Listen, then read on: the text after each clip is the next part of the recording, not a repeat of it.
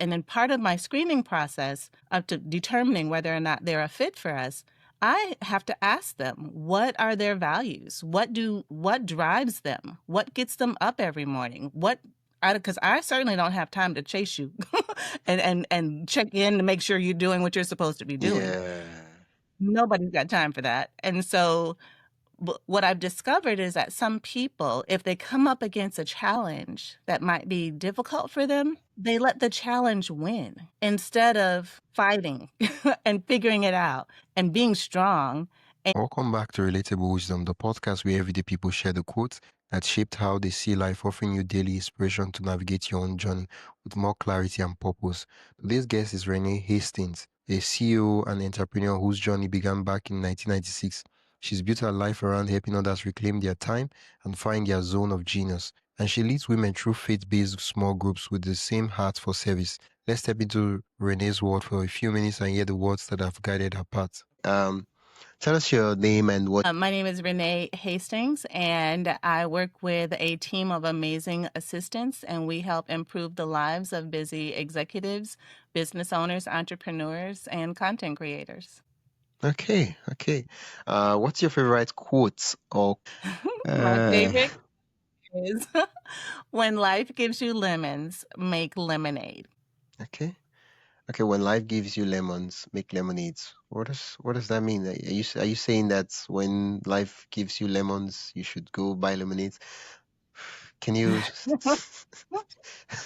break it down? Yes. So my life is a culmination of the experiences that I've had, like with everybody. So when I was very young, I'm the granddaughter of a sharecropper, which means that my grandfather worked land for somebody else. Somebody else owned the land, and him and his family worked it and got a little money for it. Yeah. And so we were. Let's take a quick pause.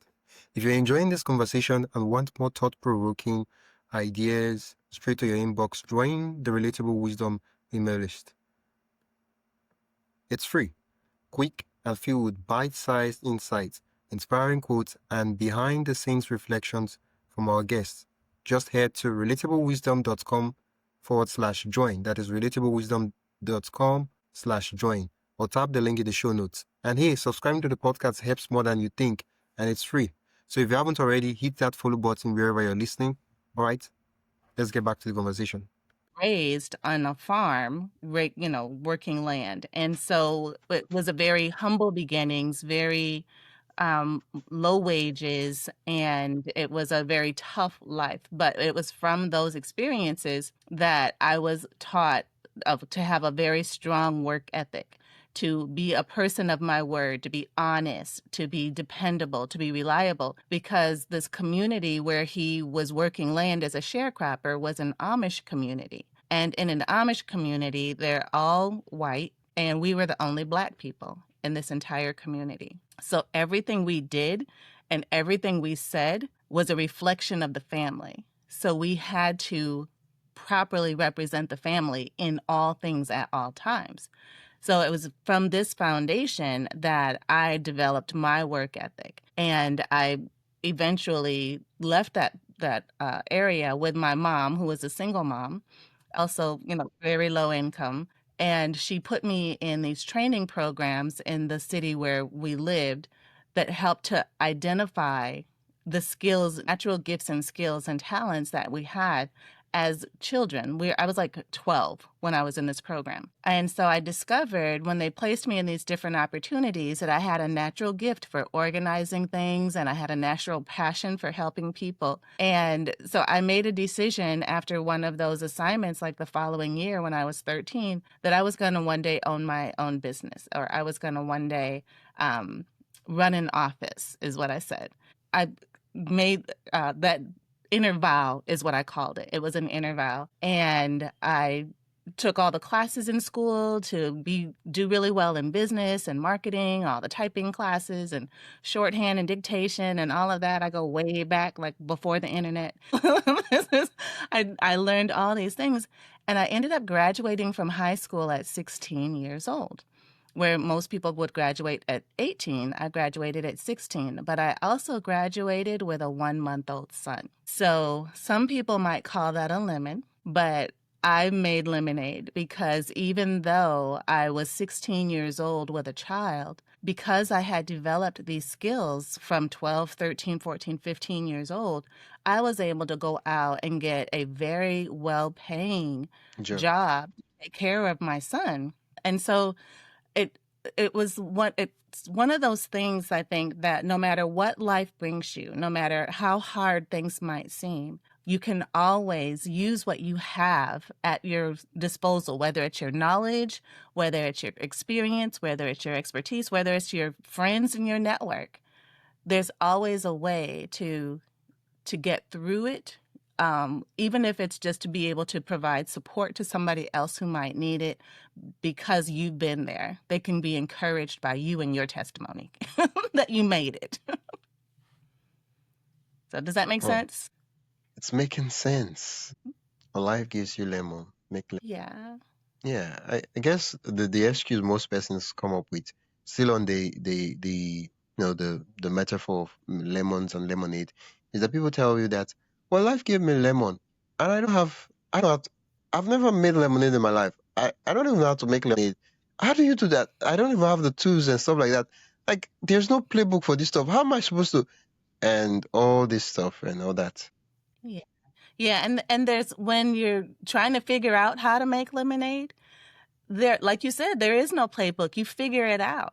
You don't just get run over by it. You don't just lay down and cry because, nobody's got time for that. You have a kid to feed and raise and keep alive. Yeah.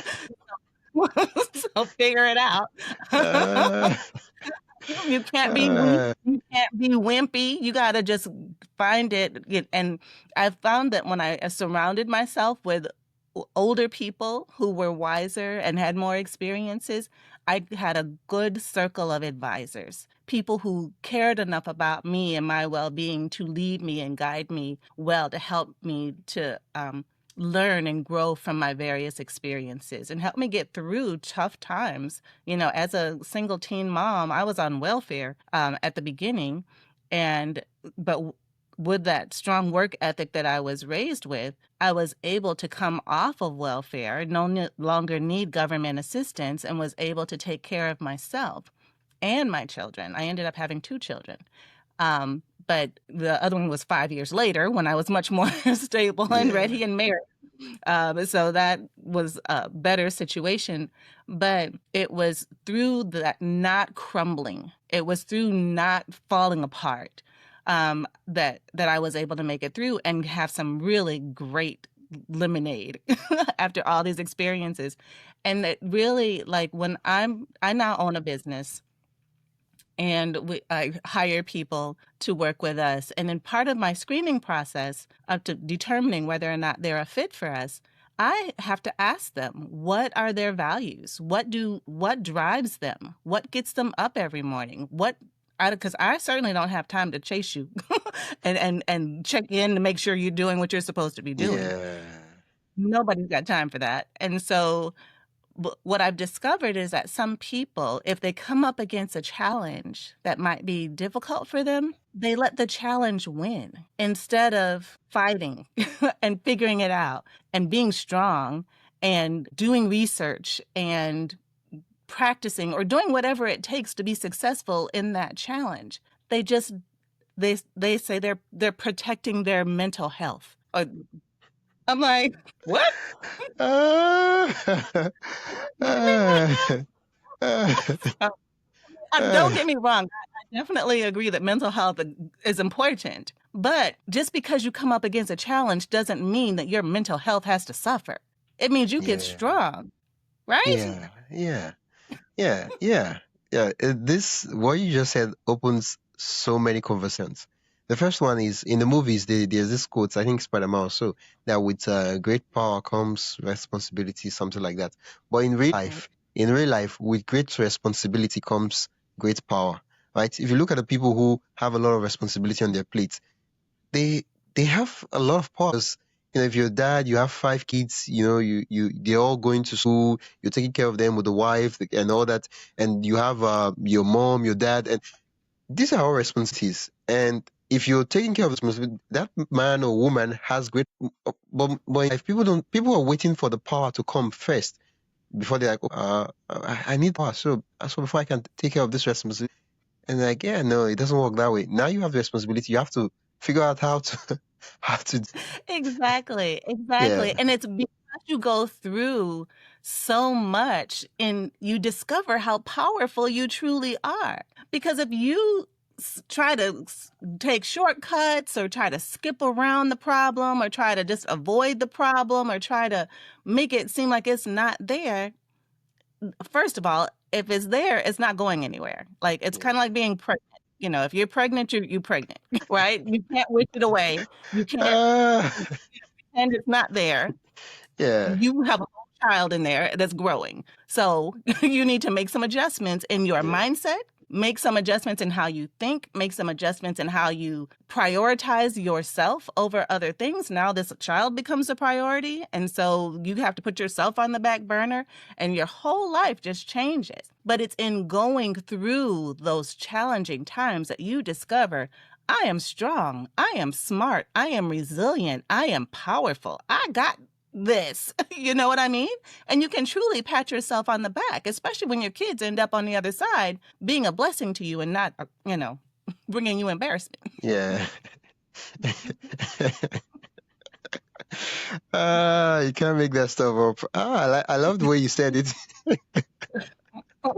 Oh, yeah, yeah. And the sweet thing is that they have someone to look up to as a role model, right? It's like, yeah, yeah, my mom, this is what she went through. I saw her when she was this, I saw her now, and they're like, I can't even understand how she is able to do all this. And they're like, every time they feel like they go through a little challenge, like my mom dealt with something stronger. I am my mother's child, I am my mother's son, I am my mother's daughter, or whatever the case might be. Not every time, most cultures, not every time kids really get to share some of these deep feelings and all that. But once in a while, it crosses their mind. It influences their actions, and just to be that for no, not just someone, for your kids, that is it's strong and powerful. And then let alone the possibility of having to help other persons outside your biological Right, exactly. And to the idea that other people look up to me because of what they see, they see this strong, confident Black woman who's successful in business and doing things. They want to, and I'm not going to say they want to be like me, but they look up to me like if I can do it, that if she can do it, I can too. And that's what I yeah, want to feel and honestly believe. If I can do this, a single teen mom on welfare, getting off the system, growing in business knowledge and experience and understanding, and then starting my own business that is yeah, now providing livelihood to over 30 families, then that to me is, it's all worth it. It has all the experiences, all the trials, all the lemons that I've been given in life. It's all worth it to know that those experiences are now benefiting the next generation or those other young ladies who see, yes, I'm a Black woman, and there are many successful Black women on this earth. And for me to be counted in as one of them, I'm blessed. For yeah, them to see it that way, it's a blessing to yeah. me. Yeah, I think recently a podcast guest shared a quote that really express what you just described. That is when people walk into the room, right? It's not that people want to be like you. It's just that your presence gives them permission to shine. Yes. Oh, I love that. Oh, that's so Yeah, good. I yeah, may have to steal it. yeah, yeah. It's against Yes, the I shade. want my presence to give people permission to Once shine their light. they see you, they hear you, and it's just like it gives them the possibility to chase their own dreams, not to try to be like your copy. You can do it. Like you can put on your own lights too. 'Cause there's someone else who has their own lights on, and that's is very powerful. Yeah, you walk into a room and people, people just it's a feeling. I know there are a couple of persons in my life that every time I think about them, I'm like, what am I even doing? I'm being lazy. Yeah. Yes, I definitely get that. I mean, there are people that I look up to as well, and so I think that we have to be that for one another. We have to give people that space and permission to shine their light because everyone, and this is what I tell my team members, is that you all have your own unique gifts, skills, and talents. And it's our collective bringing of them together that makes us great as a business and as a Yeah. company. As a team. So we wouldn't be as successful as we are without you and your shining your light and operating in your natural gifts. And so I thank them all the time. I thank them for being courageous enough and feeling safe enough to share their gifts with us and bless our clients because of it. Yeah, yeah. I know a lot of persons would be curious. She keeps saying our clients, our clients. What exactly is she talking about? What business? What does she do? When she's saying client, client, client. Okay, out of curiosity, what do you do? Like, and I'd love for you to explain and express it in layman terms, right? Yes. Yeah. So I own a virtual assistance service agency. And I have a team of virtual assistants that I work with that I get to assign to clients who are overwhelmed, overworked, overloaded, and need someone to help to delegate things to. And we partner with them and become basically an extension of their team. If they're just a solopreneur, then we become an extension of them and take things off of their plate so that they don't have to try to wear all the hats and try to do all the things that keep them from being able to cast vision for the company, their own company, or strategize for the future because they're too Yeah. busy putting out yesterday's fires. We partner with them to help them offload all of those different things and so they can focus on working on the business instead of in the business. Okay, so if I understand this, I don't know if you know SaaS, that software as a service, where just like Spotify and all these other softwares where you pay monthly to use it. So if I do virtual assistance as a service, that's what I'm trying. I'm just coming up with the term right now. I pay a certain amount. I don't think about managing or doing any of those stuff that I need to do like a in-house employee. But I get the benefits of having an Mhm. employee, and for fractional the cost of actually having someone in-house and full. Is that Yeah, what that is 100% correct. okay. So Okay. it's like having a fractional CMO or business. CFO. Yeah, yeah, CFO, chief operations officer, or chief of staff, executive, project manager. Yeah, yep, Yeah. that's what we do. The thing about virtual assistant, when I hear that word, you know how you know what something means, yet you don't even know the word virtual assistant changes depending on the context of the conversation. Because we might Hmm. be saying, "Oh, yeah, I'll tell my virtual assistant to take care of that," right? In that context, it could be, "Oh, she's the one who manages my time and make sure my calendar and everything booked." And in another context, I could say, "Oh, I'll tell my virtual assistant to put the link of your call to action in the podcast show notes and all that." In that context, Hmm. it is. I feel like I feel like um virtual assistants are not titled, what's the word? They're not titled like, other industries. Do you understand? So let me make sure I'm following. So, or let me share with you my experience. Okay. In our experience, we have been able to serve multiple industries because administrative support is how the business got started. Okay. And managing a calendar for someone in real estate looks a whole lot like managing a calendar for someone in insurance or Okay. someone in marketing or someone at a calendar is a calendar. Yeah. Making an appointment, it doesn't matter what industry you're in.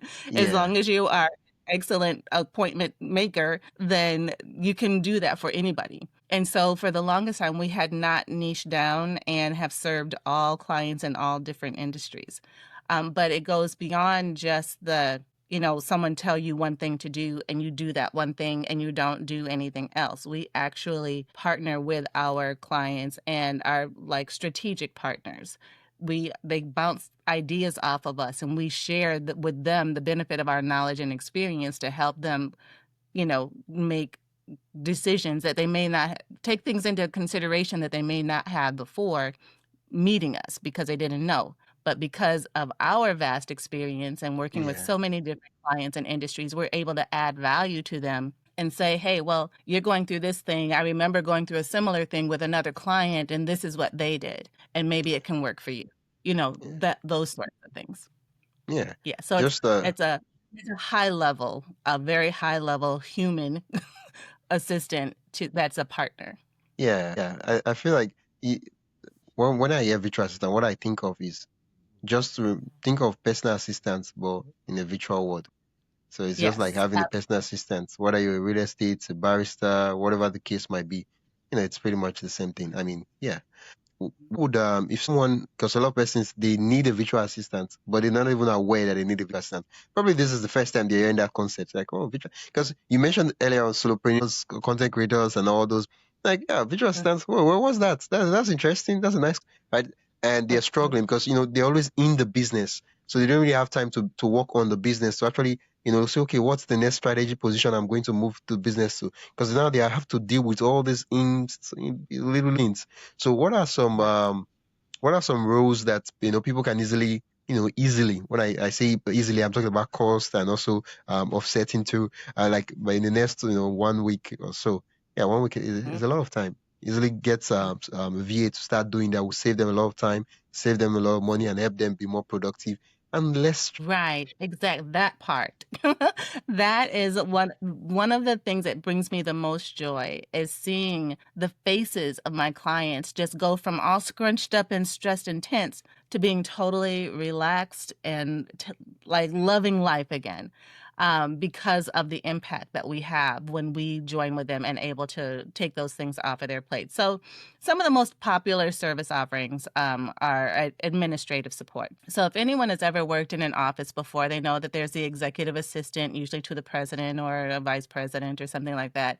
And she manages the calendar, she checks the email, does all the travel arrangements, does all of the expense reporting, making sure she gets the receipts for expensing, does all the PowerPoint presentations, and make sure he's ready for all of, prepared for meetings, doing the briefs, research and putting together portfolios or whatever for people that they're meeting with, doing research, all of those things that the assistant in the office does is what we do from home virtually. That's why we're called virtual assistants. And I'm coming to the place now where I have to say that we're like real people. We're not just AI, although we are AI savvy. You're making me get skeptical now that you're saying people. Like I thought we all people here. What's happening? Why do you have to emphasize that you're real people? Oh, I understand what you. Because now that AI is here and that we love AI, don't get me wrong, but now people refer to AI as their virtual assistant. And so with AI now being referred to as a virtual assistant, I have to come in and say, humans, we are humans. We are like real people who are doing the work in Yeah, part. yeah. It's a Thanks for strange. clarifying that. Uh, Yeah, thank you so much. Okay. So I know we're over time. So if you're listening right now, one of the things you could, get a virtual assistant to do is administrative support, and that's a big word, but from what she said, it means getting someone to manage emails, having Yeah. inbox zero, yeah, clean and staying in inbox, not forgetting to respond to things that are important because they got mixed in a whole lot of spam emails and all those other things. Yeah, and yeah, so those are some of the things you could. Yeah, thank you. Yes. So absolutely. So I know we're running out of time, but I do want to mention that administrative support is how we started. I'll also now do social media management. Whelmed. Where can I learn more about you? Our website is www.executivehelpnow.org. not .com, .org. And we're on all the socials at Executive Help Now on LinkedIn, Facebook, Instagram. I think we may even have a TikTok and an X account, but I'd have to ask my assistant. So, but yeah, that's where Yeah. we are. And then of course I'm on Yeah. YouTube on my for Renee Speaks. Okay. Thank you so much, Renee.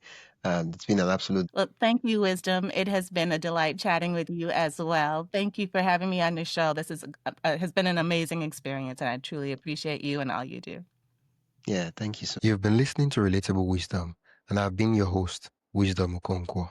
You've been listening to the podcast where every story, quote, and insight helps you see life a little differently. If you enjoyed today's episode, follow the show on your favorite podcast app and share it with someone who loved the conversation. For more inspiring voices and timeless wisdom, visit relatablewisdom.com. Until next time, keep living, learning, and collecting wisdom that matters most to you.